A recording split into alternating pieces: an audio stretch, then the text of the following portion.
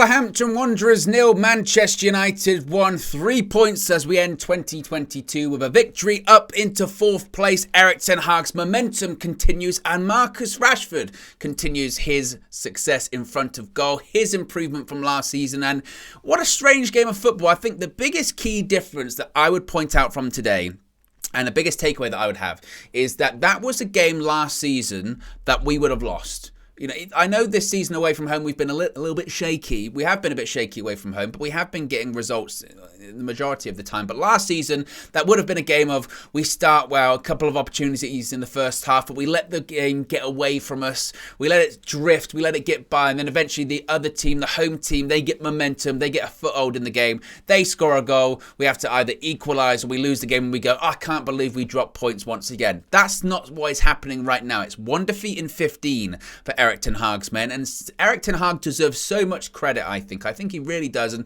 I was saying this going into the game. I really truly feel that amongst the negativity that's out there about this time of the year for United when it comes to the transfer window and being light for players, and we do need a striker and we do need attacking options, there is still a lot to be positive about. You look at, we've got a coach, we've got a real good coach, guys. I really truly believe in this manager. I believe in his methodology. I believe in his decisions. I believe that he believes in his convictions. We saw Erik ten Hag drop Marcus Rashford today. Internal disciplinary reasons. Now, Rashford's since come out after the game and said it's actually because he overslept. He missed a meeting. But that goes to show just the level of detail that Erik ten Hag is willing to go into at Manchester United. If you miss a meeting, if you're late for a meeting because you overslept, you're disrespecting me, you're disrespecting your teammates, you will not start. It doesn't matter who you are. It doesn't matter if you were Ronaldo and he was here. It doesn't matter if you're Marcus Rashford, who's in the form of his life right now. It doesn't matter because the collective, the team is more important. Now, I think you also have to really praise Marcus Rashford as well, because other players would have thrown their toys out the pram. Other players would have been like, I can't believe you're treating me this way. I can't believe I'm in this great form and you've dropped me and you've put me on the bench. And that's not the case with Marcus Rashford. I understand the decision. When I come on, I'm going to continue doing what I have been doing recently. That's scoring goals. That's positively affected the game. And that's playing well. And that's exactly what he did. So I think Rashford deserves credit. I think Ten Hag deserves credit. People can keep trying to write him off or keep writing United off. But all we can do is keep beating the opponents in front of us, and we keep picking up victories and we keep building momentum. Now, the bigger tests are going to come later on in January. That's totally understandable when we've got to face Manchester City, when we've got to face Arsenal. But the point is that at the moment the results are going our way and we're winning games, and that's positive. Now, when I come to other positives, I think that this is actually more of a negative to be honest, is that game could have and maybe should have been far more comfortable than it ended up being. The last few minutes, you're having David De Gea once again to make fantastic saves to save his side and win his 3 points. His save is just as important as Marcus Rashford's goal a few minutes before that. And the reason it should have been more comfortable is if you look towards that first half, Garnacho, gilt-edged chance. It's a mistake from the defender. He pounces on it. He shows good anticipation, but it's a one-on-one. The keeper makes a good save. Sarr makes a save, but he's got to be scoring those. It's a bit like when he faced Burnley, and he's got to finish those. You've got to finish those chances, and hopefully he learns from that today.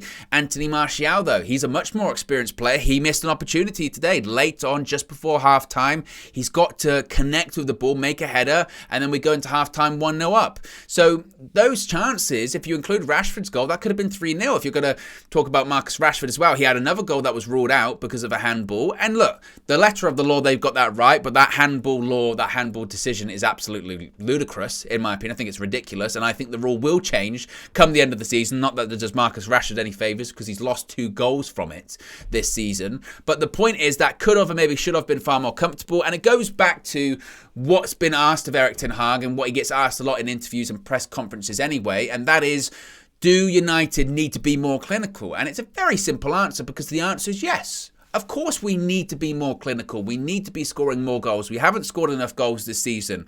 And I can hear your cries out there as well, because you'd say, well, that's why we need a striker. And we do. We do need a striker. We do need more players in attacking areas. At the same time, I think we have to temper expectations and resign ourselves to realising that we're not going to get that striker or get that attacking player in January. That's just not going to happen, unfortunately. What is happening, though, is picking up 3 points. What is happening is that we're currently in the top 4, and I'd much rather be in this position now than worrying about the games in hand and trying to chase other sides. I'm much happier for the sides to chase us. So I think there's a lot to be positive about right now. I think defensively today, we looked resolute, we looked reassured. Aaron Wan-Bissaka, I don't know what Erik ten Hag has done to him, but he looks a different player. And again, I know that, with certain players, and Wan-Bissaka being one of them, when you bring his name up, people will say, oh, it's only Burnley, or it's only Forest, and it's only Wolves. And I'm not necessarily saying he's the long-term option for us at right back, because I don't think he is. I still do think he's a mid-table Premier League right back. That's maybe his best option. But what Ten Hag's doing with him at the moment, he's turned him into an inverted right back. At points today, he was level up with Martial. And that right-hand side, a lot came down that right-hand side. And again, I think he deserves a lot of credit. Now, Diogo Dalot's back in training. Once Dalot's back, Dalot's going to come straight back into the side, no doubt about it. But again, talking about being comfortable, I'm far more comfortable knowing that if Wan-Bissaka comes in, he can do a job, because he has done a job for us recently. So I think he deserves credit. Varane and Shaw, excellent at centre-back, again, composed. And I think that, again, Luke Shaw, people can say, he's done really well in the last couple of games playing centre-back, and he has against Forest and against Wolves today. And this was a far more difficult test away from home in the Premier League rather than being at home against a newly promoted side. It's more of a test, but he said to BT after the game, it's really because I've got someone like Varane next to me that I'm capable of doing it. Yes, I have to do my own work, but it's because Varane's constantly talking to me before the game and during the game. And that's the kind of leadership that you need. I look towards the midfield. Casemiro didn't have the same level of a game that he had against Forest, but I think he still did well. Christian Eriksen came off later on for Fred. Bruno Fernandes, once again, he gets the assist for the goal, and people can say what they want. They can criticise Bruno for trying too many passes or Hollywood passes, but he should have way more assists this season. I think he's created more chances than pretty much anyone in the Premier League.